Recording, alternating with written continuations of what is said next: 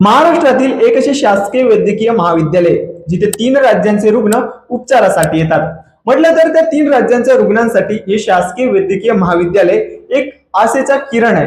मात्र माहितीप्रमाणे याच आशेचा किरण मध्ये याच शासकीय वैद्यकीय महाविद्यालयामध्ये वर्तमानात वाढत्या रुग्णांच्या संख्येच्या तुलनेत व्हेंटिलेटरची कमतरता जी आहे ती जाणवली जात आहे, ज्यामुळे अनेक रुग्णांना आपला जीव गमवावा लागतो. हे शासकीय वैद्यकीय महाविद्यालय स्थित आहे महाराष्ट्रातील गोंदिया जिल्हा या ठिकाणी. गोंदिया जिल्ह्यात ही शासकीय वैद्यकीय महाविद्यालय KTS या नावाने प्रसिद्ध आहे. या समस्येवर लक्ष देत शिवसेना उद्धव बाळासाहेब ठाकरे गोंदिया जिल्हा प्रमुख श्री पंकजी यादव आणि जाबीरभाई शेख यांनी रुग्णालयाचा अधिष्ठाता मोदी यांना एक निवेदन पत्रही जाहीर केले आहे. या पत्रात जाहीरपणे स्पष्ट करण्यात आले की जर त्यांच्या मागणीला फेटाळण्यात आलं तर मोठ्या स्तरावर आंदोलनाचा इशारा जाबीरभाई शेख आणि श्री पंकजी यादव यांच्याकडून देण्यात आला आहे. या गंभीर समस्येकडे शासनानेही लक्ष द्यायला हवं, कारण शासकीय वैद्यकीय महाविद्यालयामध्ये जास्तीत जास्त उपचारासाठी येणाऱ्या रुग्णांची संख्या ही त्यांचीच असते जी आर्थिक दृष्ट्या कमजोर असतात, म्हटलं तर गरीब असतात. त्याच दृष्टिकोनातून शासनाने निश्चितच या समस्येकडे लक्ष द्यायला हवा.